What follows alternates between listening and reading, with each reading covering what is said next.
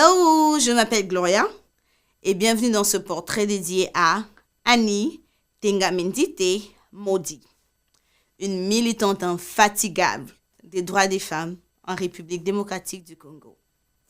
À l'occasion de la Journée internationale des femmes 2025, célébrée sous le thème « Pour toutes les femmes et les filles, droits, égalité et autonomisation », nous mettons en lumière son parcours inspirant et son engagement envers la jeunesse et les femmes.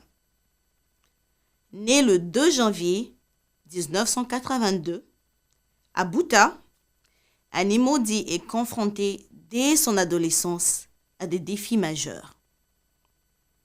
À 13 ans, elle perd son père, figure politique de la Deuxième République du Zaïre.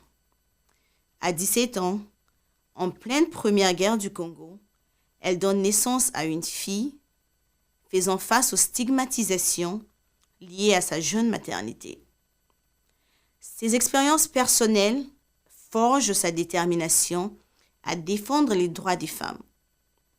En 2009, face à l'utilisation du viol comme arme de guerre en RDC, elle lance une campagne contre ces violences soutenue par l'Open Society Initiative for Southern Africa. En 2012, elle cofonde l'ONG Afiamama, signifiant la santé de la femme, dédiée à la promotion des droits des femmes et à la lutte contre les violences sexuelles.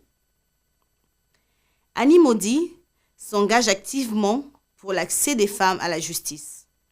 À travers Afiamama, elle collabore avec des avocats pour rédiger des lois visant à lutter contre les violences basées sur le genre et à promouvoir les droits des femmes, notamment dans la province de la Chopo.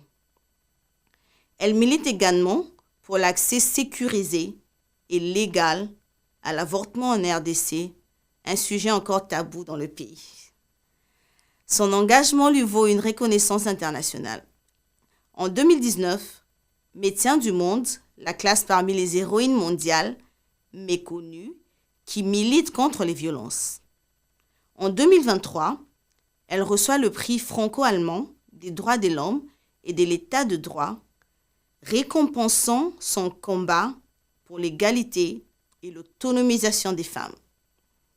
Annie Modi incarne la résilience et la détermination.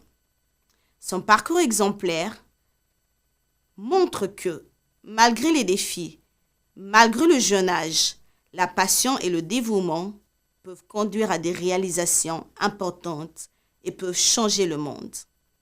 En suivant son exemple, nous pouvons contribuer, chacun à son niveau, à bâtir une société où les droits, l'égalité et l'autonomisation sont une réalité pour chaque femme et chaque fille. Qu'allez-vous faire?